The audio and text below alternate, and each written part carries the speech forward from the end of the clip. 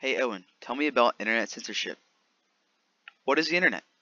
The internet is a global computer network providing a variety of information and communication facilities consisting of interconnected networks using standardized communication protocols. In other words, the internet is just a bunch of computers that are constantly sharing and transmitting data between one another. The internet is used for a multitude of things such as entertainment like TikTok or Meta, education like Schoology, Google, Wikipedia, and the New York Times, gaming like on Roblox or Fortnite, or checking your finances on Robinhood. What is internet censorship? Internet censorship is a control or suppression of what can be accessed, published, or viewed on the internet enacted by regulators or on their own initiative. Internet censorship puts restrictions on what information can be put on the internet or not. Internet censorship is basically a metal detector, and a censored website is your phone in your pocket. But how is internet censored? Internet is censored from many people. It can be from the government, parents, corporations, schools, and internet providers. The most common form of internet censoring is IP blocking. This process takes the IP of a website and restricts the computer to go there and instead redirects it to somewhere else. Another form of censorship is keyword blocking. This is exactly what it sounds like. When you click on a website with a keyword in it, it will reject your attempt to access it. Say a blocked word was burger, and you try to access juicyburger.com, it will restrict you from doing that. This form of censorship is popular among parents. The last form of common censorship is packet filtering.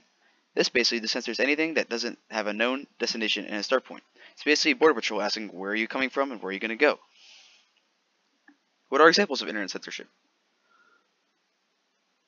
The most common and well-known example is the Chinese Communist Party. They restrict the access to any media that talks down on the government as they want to be seen in a good light. Basically, they are very corrupt and not good people. Another example is this child being sold by his father. This young lad's grades were slipping, so his parents decided to no more YouTube. However, the boy still tried to watch the newest Cocomelon video, but he was surprised to see when YouTube was blocked on his browser. His parents found out and they were very upset. A last common example is this distinguished fellow right here at work. He just started his first day and already hates his new job. He decided to take a break from working and scroll the internet. He finally finds an article to read and comes to find the company blocked the site, so he has to keep working. He quit the job the same day.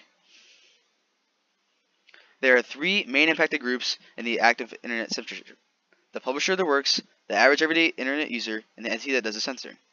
The publisher of the works is by far the most affected, as if they are censored, they can lose the ability for other people to see their work, and there's no benefit for them if their work is censored. The users are just the people attempting to access the work. If they try to access a censored source, nothing will happen, and they will just be redirected back or to a different site. Also, internet censorship mainly helps them as it protects them from viruses and data breaches. And finally, we have the thing doing the censoring. This group has the most to gain, as they can use censorship to influence people.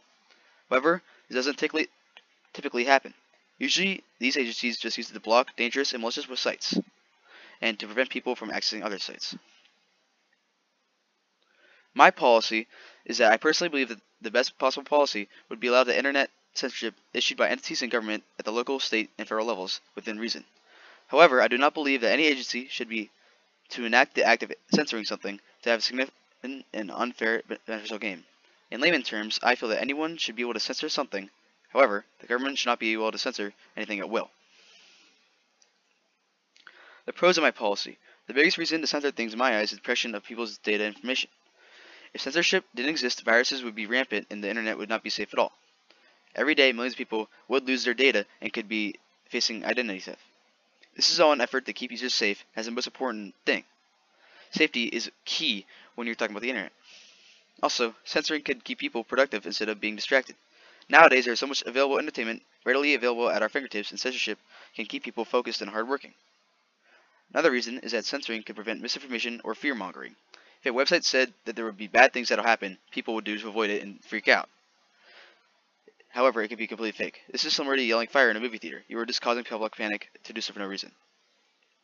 However, there are some cons.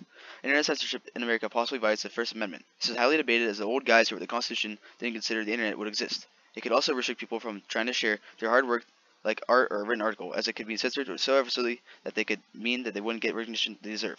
And most importantly, it could be used maliciously by an evil agency like the CCP mentioned earlier. It could also be used to silence political activists and make it hard for citizens to have any political change.